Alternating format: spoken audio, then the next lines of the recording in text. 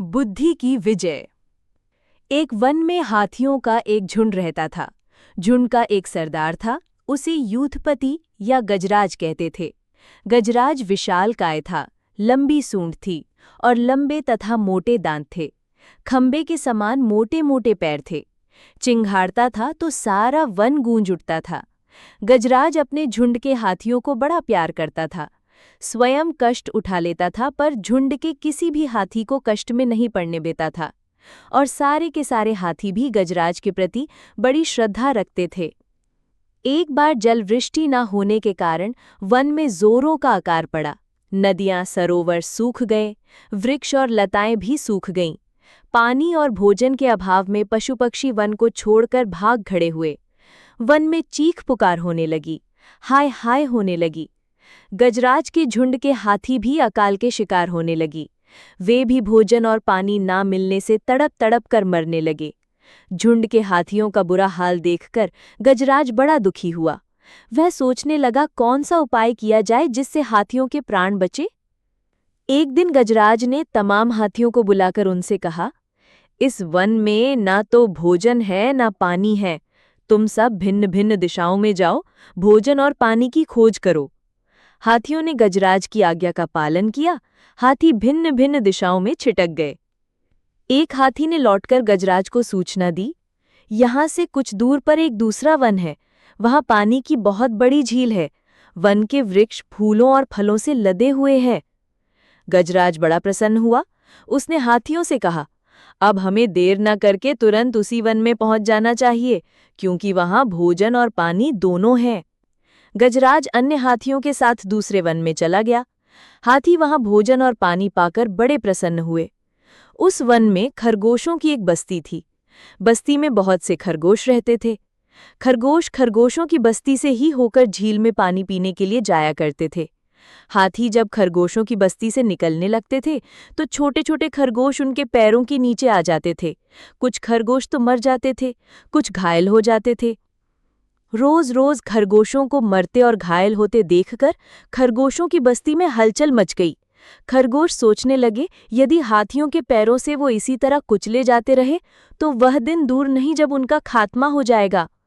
अपनी रक्षा का उपाय सोचने के लिए खरगोशों ने एक सभा बुलाई। सभा में बहुत से खरगोश इकट्ठे हुए।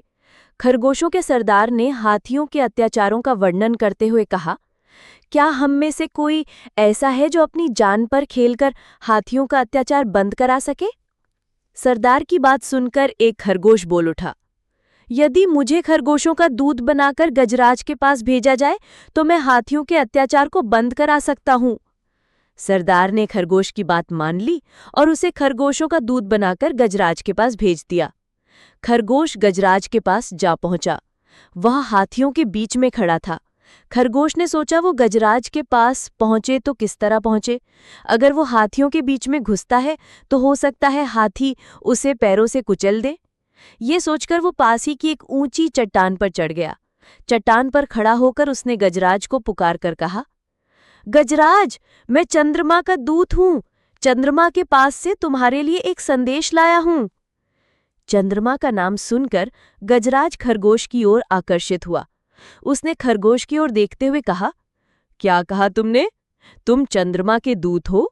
तुम चंद्रमा के पास से मेरे लिए क्या संदेश लाए हो?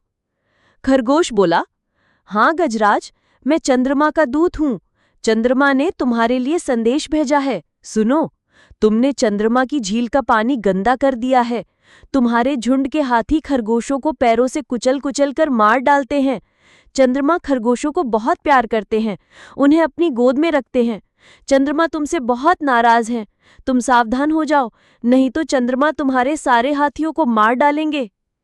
खरगोश की बात सुनकर गजराज भयभीत हो उठा। उसने खरगोश को सचमुच चंद्रमा का दूध और उसकी बात को सचमुच चंद्रमा का संदेश समझ लिया। उसने डर कर कहा, ये तो बड़ा बुरा संदेश है, तो मुझे फौरन चंद्रमा के पास ले चलो। मैं उनसे अपने अपराधों के लिए क्षमा याचना करूंगा। खरगोश गजराज को चंद्रमा के पास ले जाने के लिए तैयार हो गया। उसने कहा, मैं तुम्हें चंद्रमा के पास ले चल सकता हूं, पर शर्त यह है कि तुम अकेले चलोगे। गजराज ने खरगोश की बात मान ली। पूर्णिमा की रात थी। आकाश में चंद्रमा हंस रहा था। खरगोश गजराज को लेकर झील के किनारे गया। उसने गजराज से कहा, गजराज, मिलो चंद्रमा से। खरगोश ने झील के पानी की ओर संकेत किया। पानी में पूर्णिमा के चंद्रमा की परछाई साफ साफ दिखाई पड़ रही थी। गजराज ने परछाई को ही चंद्रमा मान लिया। गजराज ने चंद्रमा से क्षमा मांगने के लिए अपनी सूंड पानी में डाल दी। पानी में लहरें पैदा हो उठीं, परछाई अदृश्य हो गई। गजराज बोल उठा, दूत, चंद्रमा कहाँ चले गए? खरगोश ने उत्तर दिया, चंद्रमा तुमसे नाराज हैं। तुमने झील के पानी को अपवित्र कर दिया है। तुमने खरगोशों की जान लेकर पाप किया है, इसलिए चंद्रमा तुमसे मिलना नहीं चाहते। गजराज ने खरगोश की बात सच मान ली। उसने डलकर कहा, क्या ऐसा कोई उपाय है जिससे चंद्रमा मुझसे प्रसन्न हो सकते हैं? खरगोश बोला, हाँ है। तुम्हें प्रायश्चित करना होगा। तुम कल सवेरे ही अपने झुंड के हाथियों को लेकर यहां से दूर चले जाओ। चंद्रमा तुम पर प्रसन्न हो जाएंगे। गजराज प्रायश्चित करने के लिए तैयार हो गया। वो दूसरे दिन हाथियों के झुंड सहित वहां से चला गया। इस तरह खरगोश की बुद्धिमानी ने बलवान गजराज को धोखे में डाल दिया और उसने अपनी बुद्धिमानी के बल से ही खरगोशों को मृत्यु के मुख में जाने से बचा लिया। कहानी से शिक्षा। बुद्धि के बिना बल व्यर्थ होता है। बलवान शत्रु को बल से नहीं, बुद्धि